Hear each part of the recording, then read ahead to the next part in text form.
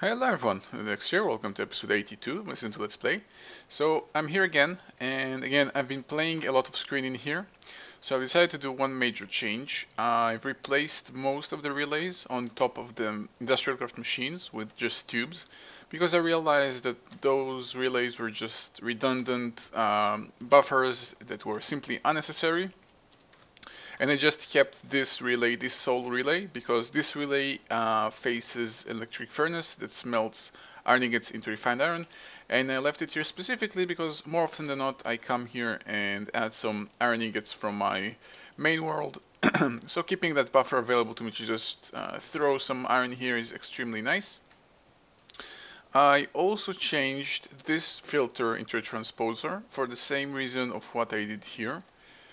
With this filter, just to make sure that the amount of bounce back between this buffer and the actual transposer itself is minimized and it doesn't hold so many stacks in case it gets to that point. And one more thing, there was a redundant buffer here for some reason that was facing this electric furnace for copper cables. I'm not sure what it was doing here, probably something from the original design that I forgot to break off. And so I took it off, and I also changed the tubing network to not share the same network with colors. So pretty much the colors are useless now, they don't make any difference whatsoever. But the thing is, the inner buffer, like if there was a bounce back with the cable, it usually ended up like entering this filter, and then this filter would have been jammed with the copper cable instead of pulling out electric circuits when available. So also took care of that by simply separating those tubing networks. And except for that, I think most is the same. I've started placing some solar panels from the actual crafting line to start powering this up, and also starting. I already got a full amount of scrap here, but yeah, once this is full there will be more power for the mass fab, and this will improve significantly. Okay, so off screen my second nether pump died. It officially drained everything that it could drain. It did the job pretty well. Again, unlike my first pump, which went quite wrong. My second pump, which I declared my official first pump, went right, and again this time around this is also going right. Sometimes it seems like when I enter the age, as you can see right now, and I load more chunks, for some reason the pump resumes life again. But yeah, that's not gonna last very long. It's gonna die rather quickly. I may be able to juice a little bit more lava out of this, but overall this is drained. So I'd like to handle that in addition to also dealing with the bees. I think I officially have the amount of royal jellies and pollen I'm gonna need in order to build my alveary, at least my first one, but that's gonna wait. First I'm gonna solve my lava problem. Now a couple of days ago I've uploaded a video tutorial on how you can make lava out of netherrack and use that. So what I want to do, instead of trying to mine the nether, I want to try and create a new age. And I'm gonna create it a very specific way. First I'm gonna copy the actual age that I have my age factory in right now. So let me copy that. I'm gonna copy all the pages as is because it's stable. And hopefully it's stable and it will remain stable. Now I still have that unknown page, which I have no idea what it's doing, but I don't know, it seems to have worked. I don't know if I can, I actually don't know if I can copy that. We're about to find out. So simply copying an existing age, just right click all the pages in the same order to make sure that they remain the same. Okay, and take it out. Can store this back in here. And what I'd like to do, what I'd like to modify in that notebook, is to try and create an age where instead of stone, I'm going to have netherrack. So I'm gonna add materials. I already found the netherrack material. Right click it in and just change the order. So my terrain generation is flat. So right before the flat, I'm gonna have the netherrack, and then everything in the same order. So netherrack, flat terrain generation, no weather, unknown, so forth. And let's see if that works. So let's dump it all into a new descriptive book. Let's get a book stand and a linking book. I don't think I have one. Yeah, let's make a new one. Let's see if it works. You can just store this notebook back here. And you can dump the pages in here. And let's see if this is going as well as I've expected it to. Okay, and it works. It works perfect. Let's see if that age is indeed... oh, I got a very nice moon going there. Okay, so the age apparently should be exactly the same as my other age, except everything is turned... Every stone block is supposed to be turned into netherrack. Now, I don't know if I actually... Okay, it really goes deep. I don't know if I can expect finding... Let's go... excavation mode. I don't know if I can expect finding ore in here, or it will be pure netherrack. Like if I can expect to find... for example, iron ore and copper ore and everything. Just let's give it a small... Yeah, it seems to be perfectly netherrack. This is pure netherrack, nothing else. Probably would have found something by now. Okay, so this is exactly what I wanted. And this is quite surprising, the fact that this seems to be a stable age so far. And it's working the first time around with Mistcraft. Quite surprised. Is there a library here? Yeah, there is. Let's see if I can find anything in here. Usually there is a library on every Mistcraft age. So let's see what's inside.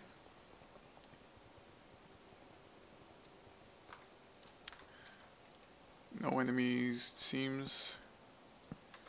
What pages can I have? Ice Mountains biome, Overcast, and a hidden chest. Has End, Woodland biome, Eternal Store, Mushroom Island biome, Skylands, and Yellow. Nothing too fancy, but I cannot really complain. Oh, and by the way, usually, almost always, I think actually always. For example, right now I forgot to mark where is my original entry point. But usually it's gonna be very close to 0, 0 on the coordinates. I think. Apparently it's not this time around. Okay, I've just got a little bit lost. Yeah, let me find my way back. Okay, so I found my original entry point, so I'm gonna place down a book stand and have my linking book back here. Now I think I still have the problem with the minimap that if I add a waypoint, it's gonna just get reset whenever I log back out. So I mean, I'll make one, but it's probably gonna break. Okay, so my plans here are very simple. I'm gonna harvest this age, and I'm gonna harvest it badly for Netherrack and Netherrack alone, because that's what I can get here. I am not going to use any sophisticated red power mechanisms, just probably a buildcraft quarry. Let's actually make a linking book instead of a descriptive book. So I can do this. And store this age in a safe place. Also rename it Netherrack. And store it. Okay, let me just arrange my pages as well. Okay, so again, this entire system is pretty much broken. So this is where the magic is going to start. I'm gonna set up a system that will harvest netherrack in that new age and make lava from this, obviously make lava out of it. And all the excess lava I'm gonna simply send back into here or wherever. So let's actually get started with the actual, first let's start with the actual netherrack age. Then I'm gonna move on to actual moving the lava back here. And the reason I want to do this instead of just pumping the nether more, I just think it's a little more fun thing to do, even though probably pumping the nether is easier. I just like this a lot more. Now I'm gonna need more magma crucibles. Let's go for a nice amount to begin with. Let's go for 8. So I'm gonna just create 8 of those quickly. I'm gonna need glass, nether brick, I'm gonna need some buckets, we'll be needing more buckets, iron, and okay, so I'm gonna need 8 of those. And I'm gonna need 6 more buckets and those coils, which I'm gonna need redstone for. Seems like my red power frame quarry needs to wake up. It's asleep for some reason. 8 of those. Actually, let's quickly give it a quick kick. This is happening quite often lately. I think it will be a wise thing to simply move this chunk loader over there. You can see that this red power quarry has been quite busy. Yeah. So whenever the world loads, in case the chunk loader on the frame machine itself is mobile and sometimes it's a little bit broken, this one is stationary, so it will keep it loaded. Let's place it here, and let's go for not a square, a line X. No, I want line Z, and there you go. It will force load. Yeah, it will force load the main mechanism of the frame, I think then will follow up by force loading the rest of it. So it should be taking care of itself. And this is happening quite often lately. Every time I log on I need to do this. The game forgets to load this part of the game. Okay, so back in business, let's finish the magma crucibles. I'm short on some copper. And by the way, I've obliterated my entire iron storage just to kickstart my my factory faster. So you can see there that it's been dipping to the 40 stacks now. Okay, so 8 magma crucibles. I'm gonna need, let's start with 8 magmatic engines. Can get rid of most of those things. So copper, gold, redstone, iron, the pump I'm going to need. I'm also going to need, let's get,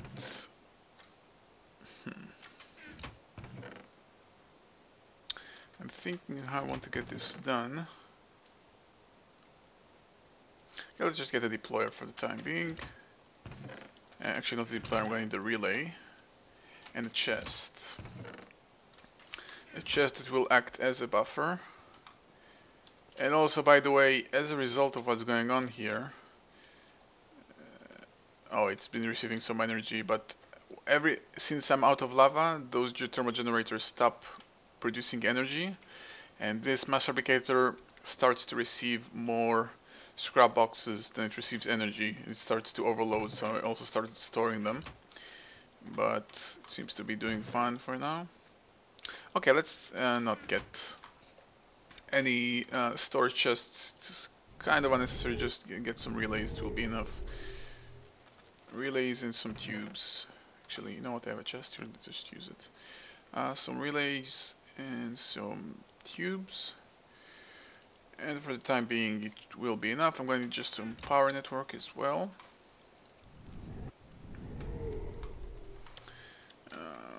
Let's get some more magmatic engines. Just get a whole lot. Liquid ducts and redstone energy conduits. And I believe, oh, and some landmarks, of course. Okay, seems to be fine. Let's go there. Now, where is my linking book? Back to S02E82. Let's just rename it Netherrack quarry. And I will need another book stand. And since it relates to lava and most of my lava stuff is here, let's just place the book in here. To my Netherrack quarry. Let's go. Okay, so I'm gonna place it relatively close to my entry point. Let's set up the actual, ooh, I should have brought some torches. Okay, I got my torches, so let's set up a 64 by 64 quarry area. It's gonna last a very long time. The height I'm standing on right now is 134, so you can multiply 64 by 64 by 134. You can get a very nice amount of netherrack that I'm gonna accumulate just from here. Back the storage, set up the area, and oops, brought a pump instead of a quarry. Where is my quarry? Yeah. I had a feeling that picking out only one seems odd. I remember having more, but yeah, okay. So my quarry is here. We'll also force load the arrow, which reminds me that also I should get a chunk loader in here. So all the output will be placed in this relay, like this. And all of this will be placed into, let's have a nice line.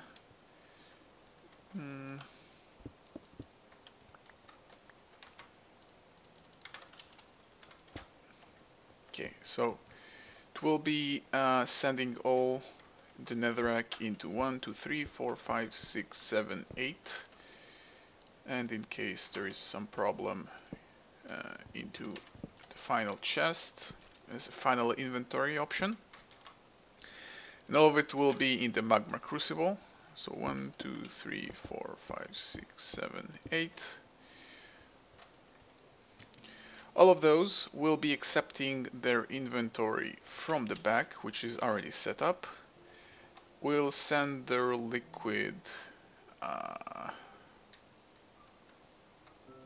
from the top. So yellow slot is all the liquid.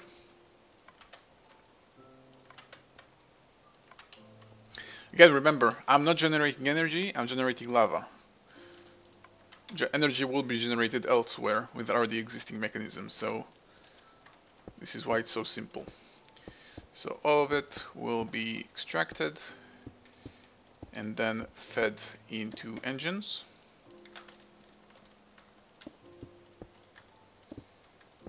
Which these engines will need to be modified to accept liquids. Like, oh wait, this is extract liquid, so I guess this is fine. Okay, so I'm gonna need this to happen. So all of those will be extract liquids. I don't think I actually need those because most of the thermal expansion machines know how to push their items out. And let's have, I'm gonna need to worry about balance here, but let's start with, say, 5 magmatic engines that will also accept liquids. Will power the actual quarry itself. So rotate them all to face the network. All to extracting mode, and the power goes directly in. And all I need is just to kickstart it with some lava, so I also actually kept some lava buckets. I stored them for a rainy day. It should be enough to kickstart everything. I hope I'm not wrong.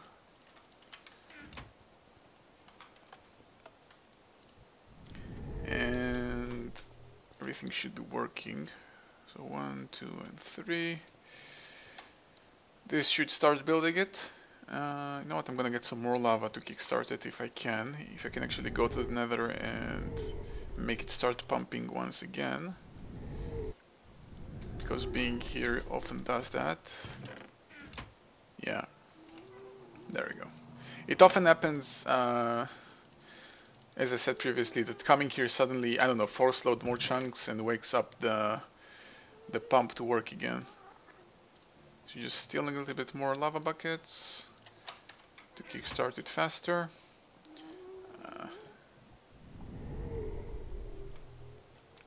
And place them in the rest of the...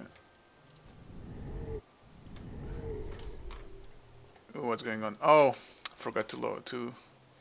Yeah. Okay, let's get the junk loader in here.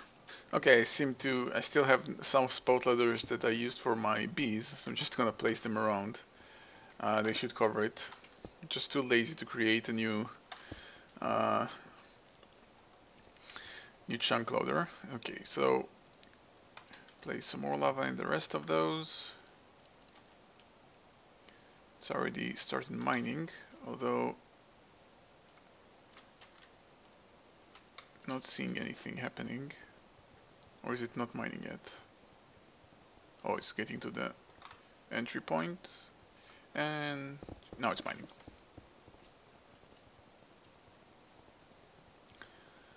Okay, so this is working, but I'm also going to need to kickstart those engines to actually generate some energy, or some lava to be more precise.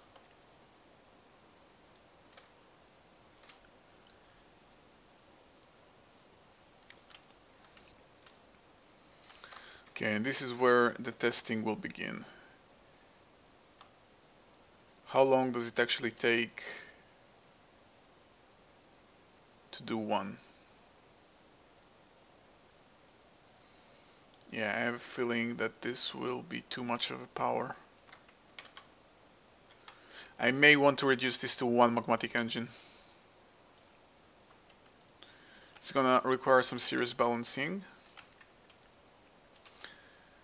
And I'm considering actually changing the power method to using conduits, redstone conduits, instead of direct input, so the power shares. Although there are some losses there. In the long term there are losses. When I power directly into the crucible there are no losses, and the power goes directly in.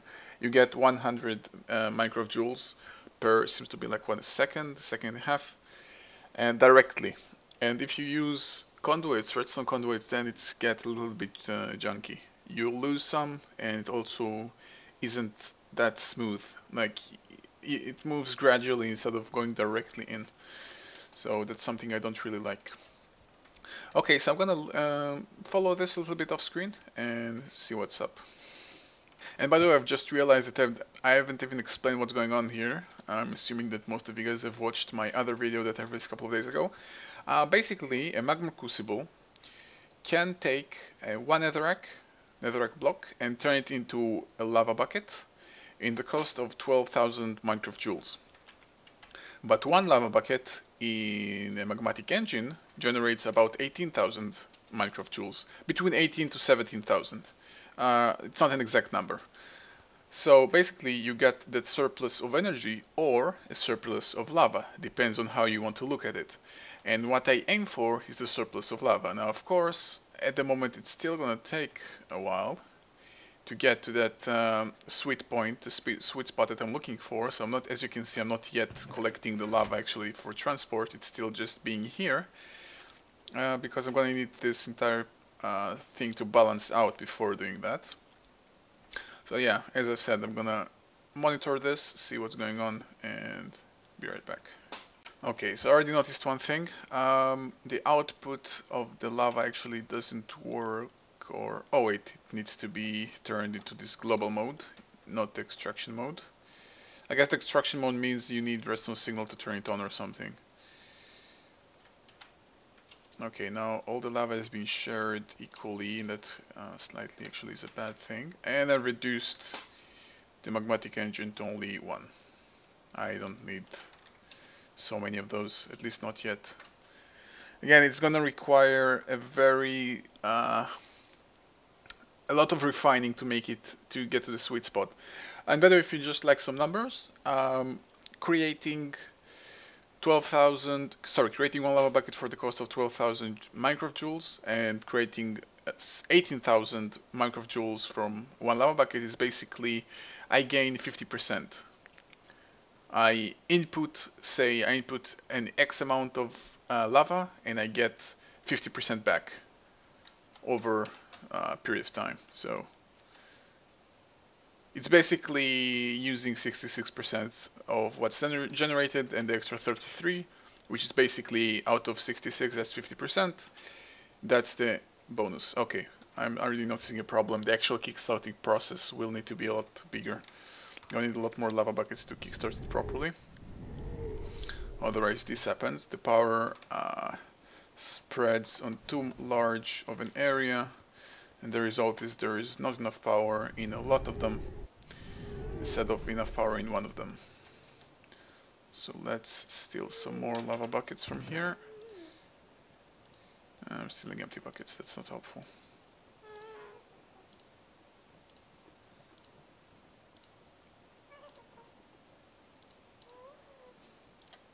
Okay. Good thing this still kind of half works. If it would have been dead completely, that would have been quite bad. I couldn't have do what I'm doing right now. Okay, let me just place all the lava buckets into one engine. This actually, I think, will make sure that this lasts quite longer. Okay, this is the amount that I can. So let's input again everything into one engine. And again, well, just have one left. Okay, so I just started processing another netherrack. Yeah, the product has been going down quite sufficiently. Yeah, so more maintenance. By the way, just a quick tangent. You can see my screen kind of looks odd. The new code chicken bones added something. I don't know which of the mods actually does it. I think the basic code chicken does it. By default, if you hit F9, you get this view, which separates, you can see where the chunk borders are, and if you go F9 again, you can actually see the actual chunks. So for example, this is stupid. I've just placed two chunk loaders in the same spot, which is unnecessary. So I can, for example, do this, and there is the same thing happening here, so I can move it. Actually, it's not needed at all. And yeah, it's kind of a nice tool. I don't think it's cheaty or anything. Just makes you a bit more efficient, and you can see wherever you are exactly, which chunk, so on. Okay, I'm already noticing something that I want to change. So the maximum power that a magma crucible can output is 30 Minecraft joules per tick. One magmatic engine creates 4 Minecraft joules per tick. And that also dictates the speed of it, how fast this thing goes. Now, in the long run, this will still create the surplus of lava that I'm looking for, but I'm also looking for speed, at least to maximize what can I do with it. So I'm gonna change it a little bit. I'm gonna go for, instead of 1 magmatic engine per magma crucible, I'm gonna go for 4 Minecraft joules per tick. That's 7.5 engines per crucible.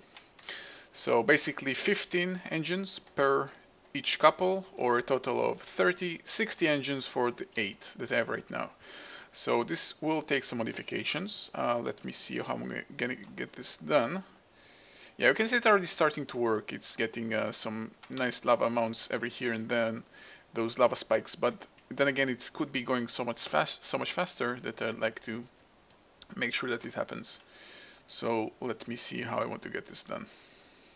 Okay, I went for something that looks like this. It's kind of insane. Simply a power line going into infinity and beyond. All of them extracting power like this, and I have 2 liquid ducts currently connected to nothing. Simply one of them going in the bottom right corner, for example, and the other one going in the top left corner. So this one is fueling this row and this row of magmatics. This one is fueling this row and this row. And simply connecting. Now I do have some lava here still, which I don't want to waste. I'm waiting for these 2 engines to finish to actually connect those 2 as well. But then again, everything will simply connect it like this. Oh, whoops. Using wrong ones by accident. And also, for some reason, it refused to connect properly. Yeah, I'm gonna need some more liquid ducts. But why do they do that? Okay. There we go.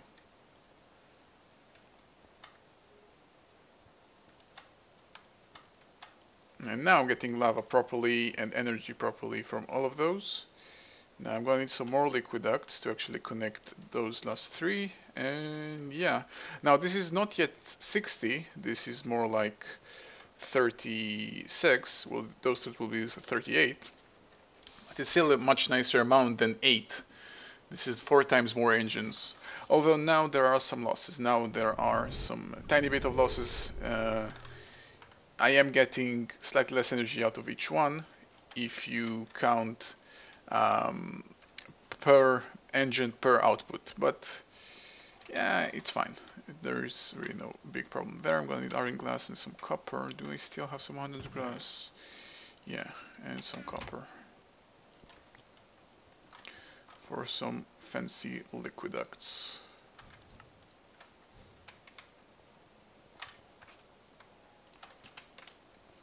Yeah, lately I've been noticing that I'm running a lot of processes at once. My red power quarry, my factory, a lot of different things running at once, and it's lately been damaging my FPS slightly, I won't lie. Okay, so this, and this, and I can also connect it again into here.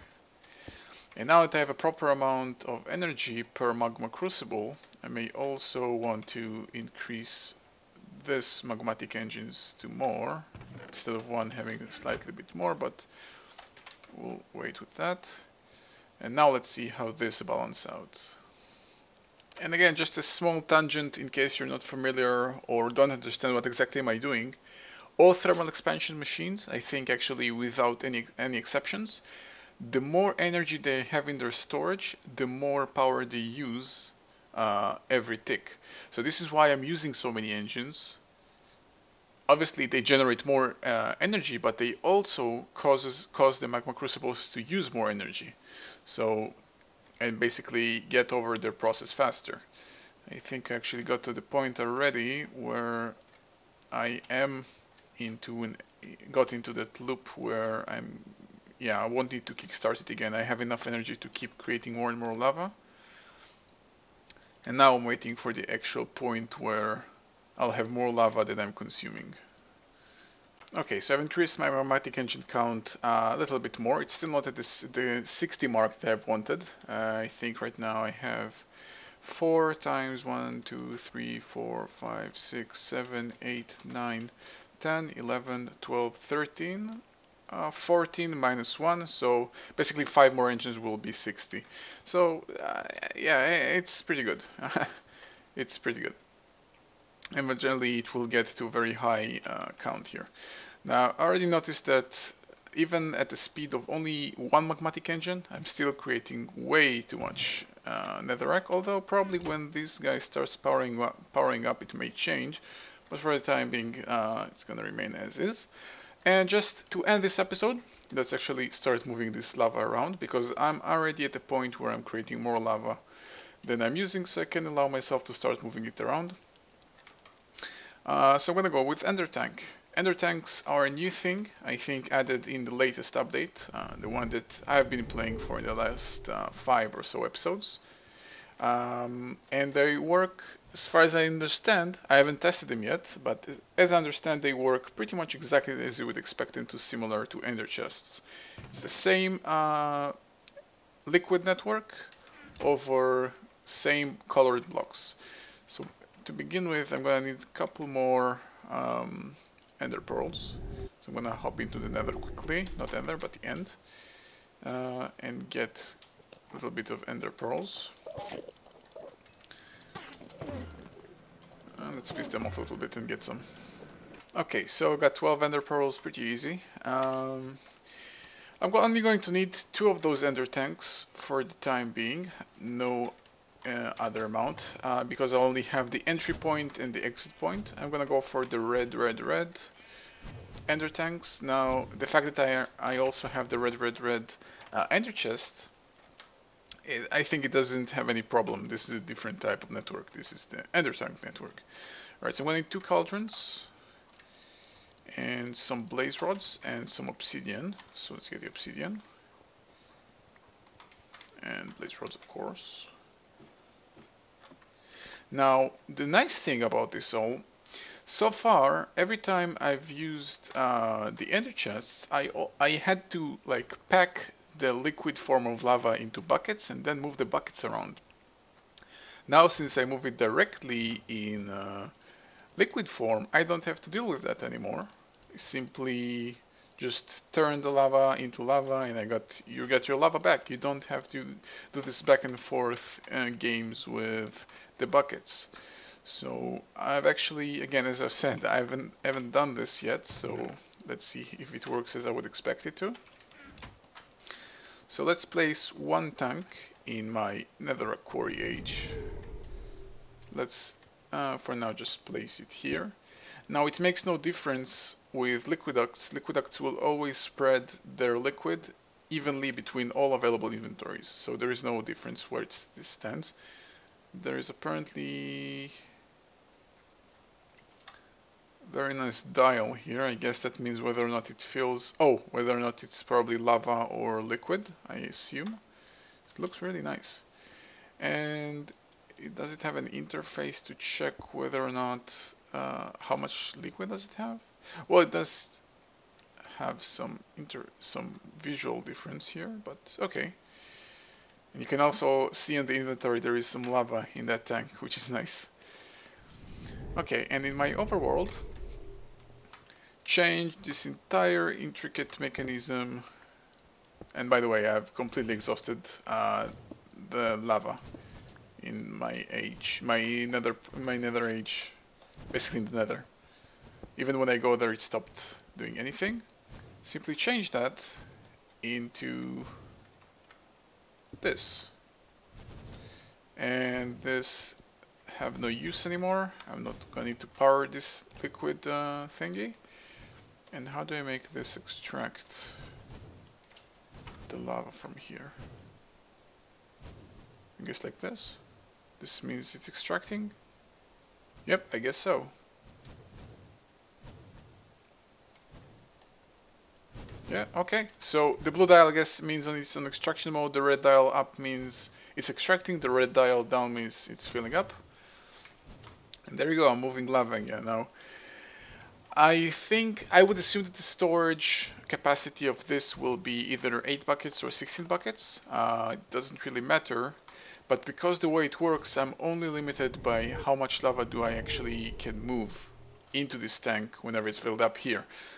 I'm very far from the point of moving 8 lava buckets at a time to actually be limited by the tank. So this is not yet my problem. The problem still is letting all those engines fill up with lava. So all the excess lava can go into here, and then I'm gonna be moving lava more nicely around.